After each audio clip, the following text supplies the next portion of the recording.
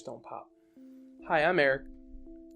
If you are coming to this channel and you notice videos that I come before that, you've seen me in almost all of them that aren't a good friend of mine streaming. He kicks ass. I'm going to immediately plug him. Why not? Skittles O'Henry. Today I'm going to be reviewing a movie, In Bruges.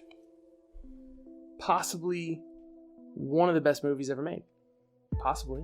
Anything's possible, right? Really what this is an explanation for what high contrast means. It's really rare that I write something that I end up saying, but I really did like this sentiment. So I'm going to very transparently just read this to you.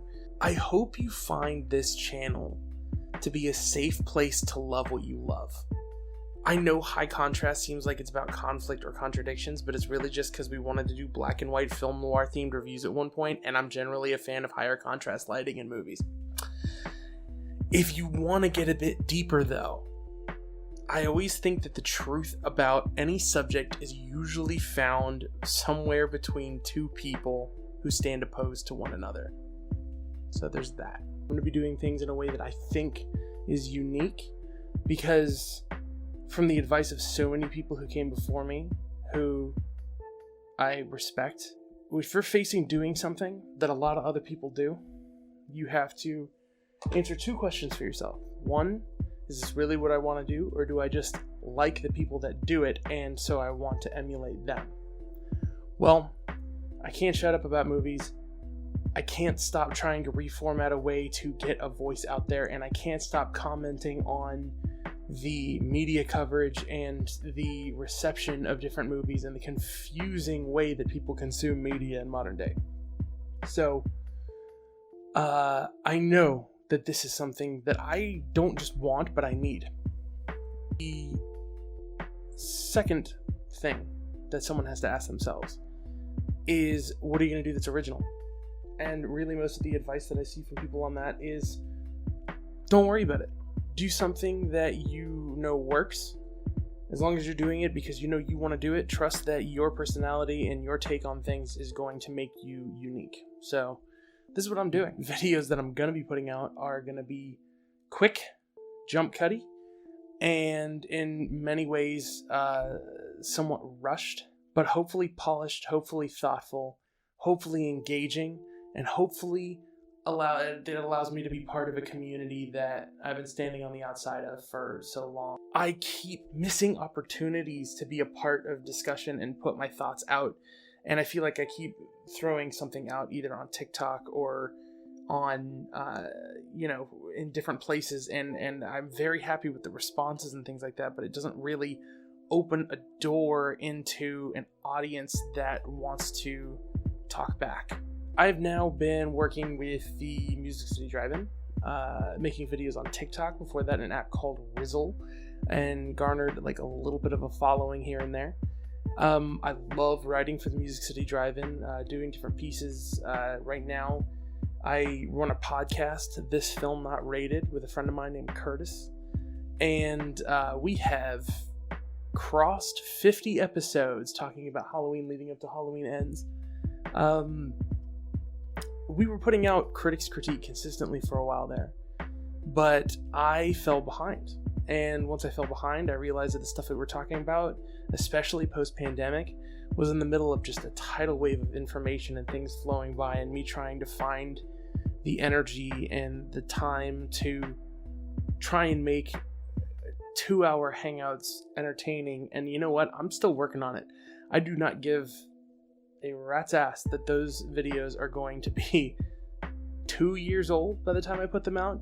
There is more Critics Critique that was filmed all that year, and it's still going to come out. Pretty soon I'm going to get to put out the closest to like an essay format video that I've ever made. It's going to be on Citizen Kane, and I am so excited for that.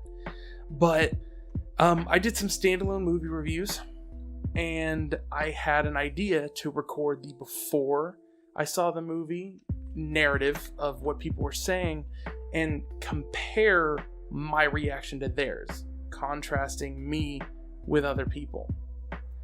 But honestly, they're long form. It takes a lot of points to go through. I get too caught up in a drive at being passionate about things by looking at other people's opinions. So that's not really what I want to do anymore. I got to review a movie recently for the Music City Drive-In called Slaughter Day.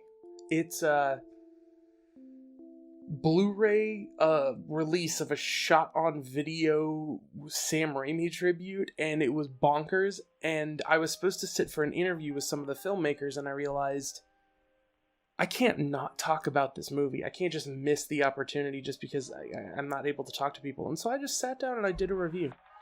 And I cut it together. And I'm so happy with what I ended up saying. And then a friend of mine ended up buying the movie. And I just like, okay, well, if there's a chance that I'm going to talk about this, and even one person's behavior is going to be influenced in a way that helps them be happier or helps anyone be happier, I want to try this.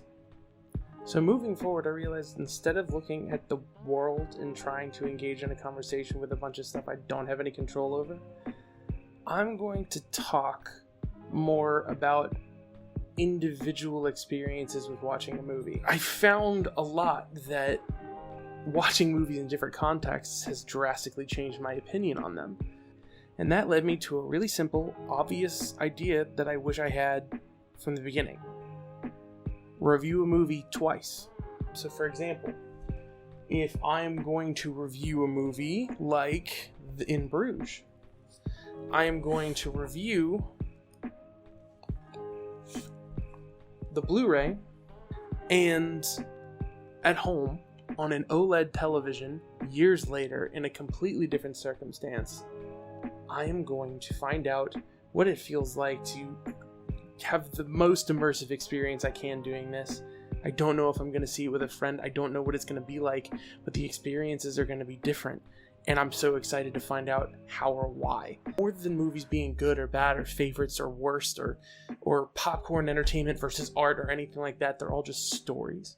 And the reason somebody tells that story can be very telling. And this Film Not Rated is a whole thing we have going about, being objective versus subjective, and how so many people like to think they have the right answer on things and the right rankings on things. And, I think everyone out there is entitled to enjoy what they want, however they want. I am not the person to judge for any of that. So I'm here, surrounded by just a bunch of movies that really mean a lot to me.